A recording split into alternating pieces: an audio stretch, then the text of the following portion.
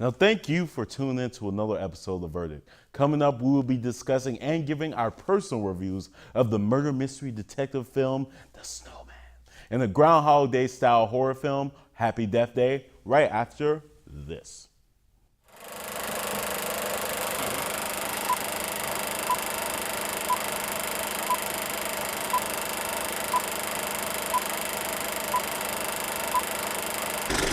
I'm Devontae Banks. And I'm Patrick Jimenez, and we're your hosts.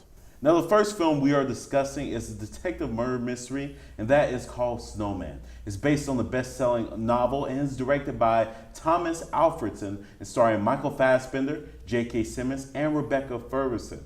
The film follows Detective Harry Hole trying to solve a murder that has a killer who builds a snowman at every crime scene.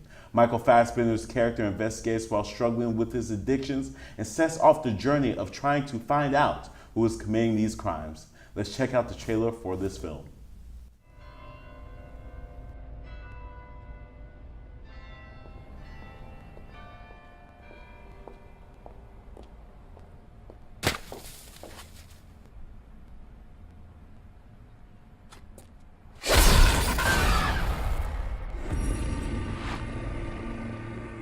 A woman vanished last night.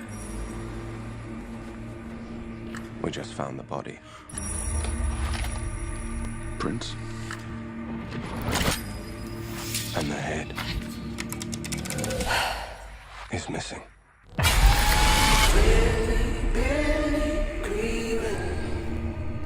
He calls himself the Snowman Killer. He's completely insane. Keep the front door open. I'm thinking that he's going after women that he disapproves of. What's that cheeky grinning? Come on now. The only thing we know for sure is that he's playing games with us.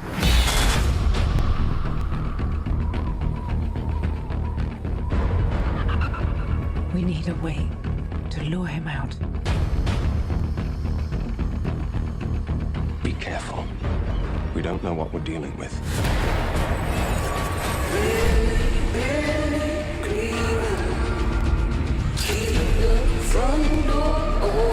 He's been watching us the whole time.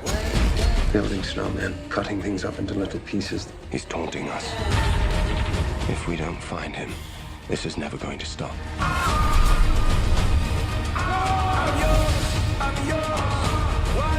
Another missing woman.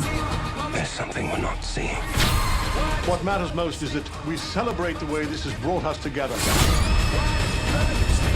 Anyone can see that he's trying to hide something. You can't force the pieces to fit. You could have saved them. No? Gave you all the clues.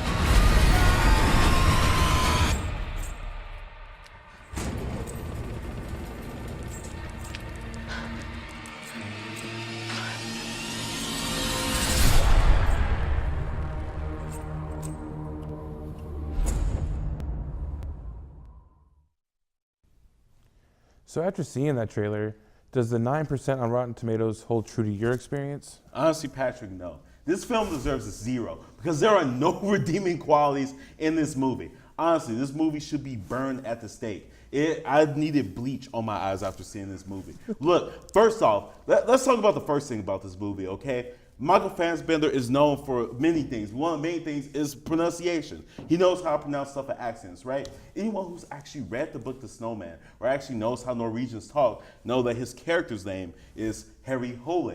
That's how you're supposed to pronounce it, right? But every character in the movie calls him Harry Hole, which was really distracting for the audience I was in. It was really dumb for the movie. Honestly, another thing that was really dumb is the dub that was done on Val Kilmer. He's a character who was barely in the movie, all right?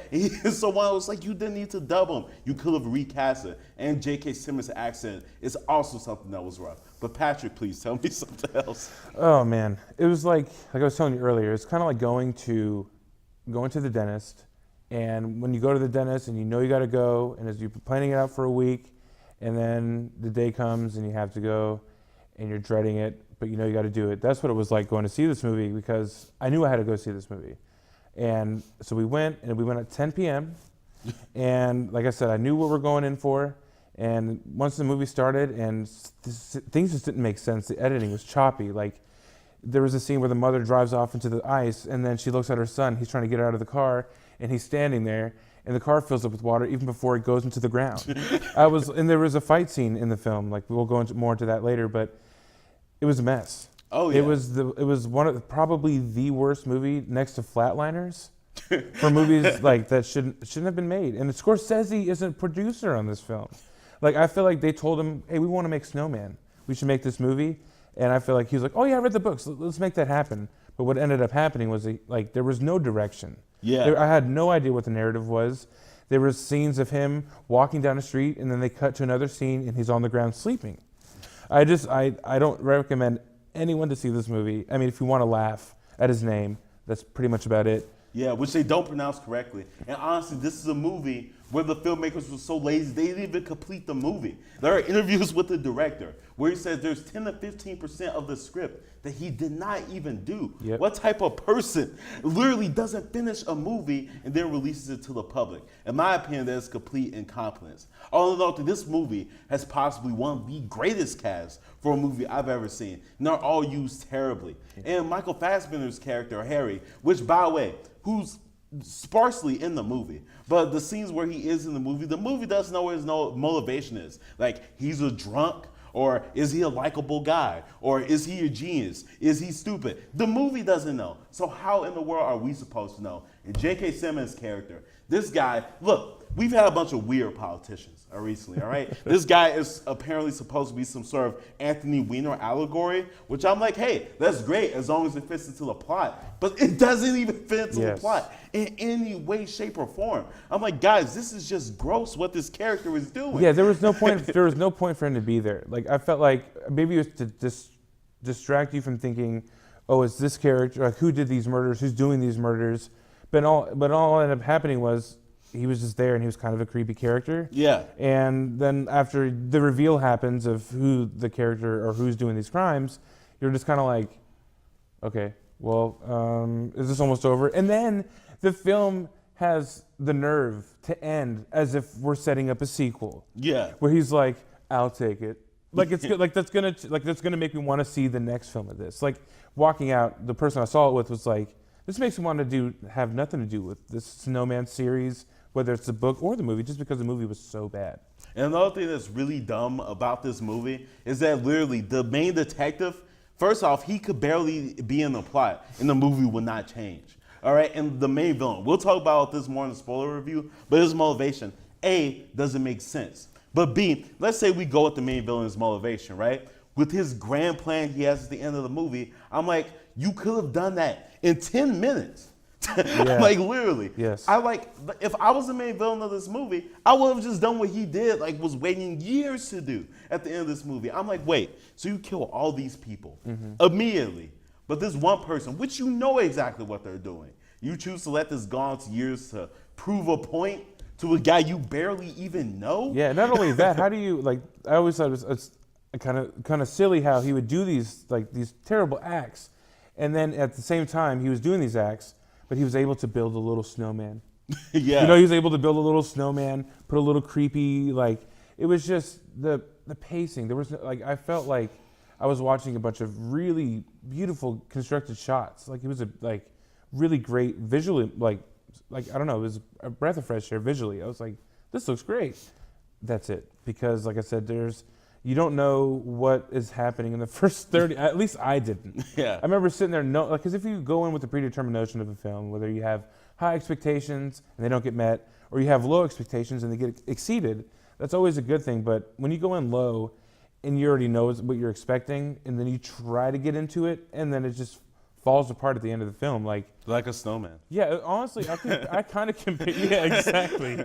I kind of compare it to that Al Pacino movie that came out a while back that was called 88 Minutes. Yeah. It was just like, who is it? Who is it? And they show it, and you're like, well, okay. Yeah. You know, it was just. I felt like it could have been so much more. It could have been a new Zodiac. You know, it could. I wouldn't go that far. I mean, I wouldn't go that far. It could have been. You know, and watching it, and it's like, I know this is gonna sound kind of silly, but to think that of like the character's name and how they pronounced it, it was kind of like, I would rather see it as a Stephen King story, because I felt like his name alone would have been an interesting high school movie. You know, which is like the way, like we said, like trust me, you guys, like why are they harping on the name thing? There are serious scenes in this movie where they're like, guys, this woman just died. It's like, who we need? Yeah. We need Harry Hole. Yeah. It's like, what? There was no sense of urgency in the film. Like I feel like there's this murder. Hey, I got this piece of paper from the murder. I think I don't know what's going on here. Yeah. And then it was just kind of like float around and kind of. There's just nothing really made sense in this movie, and I feel like there was a scene where I guess it was trying to illustrate that he knew this character because I think she was a teacher or she was instructing something, and Michael Fassbender's character walks up to the window and stares. Yeah. Just standing there looking, and just walks away. Oh, and when he walks I in the little laughed. girl's I laughed because I bedroom. was like, "Why is?" And everyone in this movie is looking through windows. Yeah. Like, why are we all looking through windows like a bunch of creeps? I don't know. It was just. There was no tension, and I felt like a movie. When I saw the trailer, I was like, "That kind of looks interesting."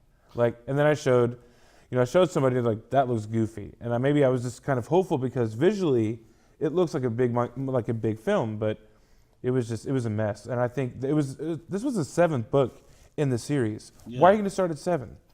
And if you're going to introduce a character, so we come in a story that starts at the 7th novel. Like, we don't know why he's drinking. We don't know why he's upset. We don't know why he is chain smoking and this like in a hard place. They never tell us why. Yeah. So I think for that aspect in itself, like I remember sitting back at like asking myself what is happening in this movie because I had no idea. Yeah, and there are scenes where he does things a detective can never do. Now, I don't know how policeman works in Norway, but I'm pretty sure you can't just walk in a little girl's bedroom, start making animal noises, and then start questioning her without a warrant, which is something he does in like the first 30 minutes of the movie. That does not make sense to me at all. And there are just other big glaring mistakes. There's a scene where he's on a scooter. For some reason, I don't know why, he's on a scooter and he's scooting, and then it just cuts to him just sitting down. I'm like, we didn't even need, there was no transition shot. Yes. Like the movie is barely edited well. And his assistant in the movie is probably the worst assistant ever because you're not even sure of her motivation. It starts off, she's like, hey, you're Harry Hole, because that's how they pronounce it in this movie. But hey, I'm one of your biggest fans. He's like, cool. Then as soon as they're in the car, she's like, hey, you're not gonna try to sleep with me, are you? He goes, where'd that come from? Yeah. I mean, his eyes were, I'm like, where did that come from? Yeah, because when I saw it last night, like I said, I was going to go to the first showing, got sold out. We came back, unfortunately. We came back and saw the film, and there was people walking out. Like I said, it was such a quiet movie, and I just feel like if I had to give it anything, like you said at the beginning, 0 out of 5, because it was just, there was no reason for it to exist. As harsh as that sounds, because creative control and creative, but it was weak. It should have been made. Honestly, The Snowman gets a negative like 18 for me. I hate this movie. I hate everyone involved with this movie. It could have been so much better. Look, when we come back, we're going to talk about a much better movie, okay? It's the Blumhouse produced horror flick, Happy Death Day. We'll be right back after this.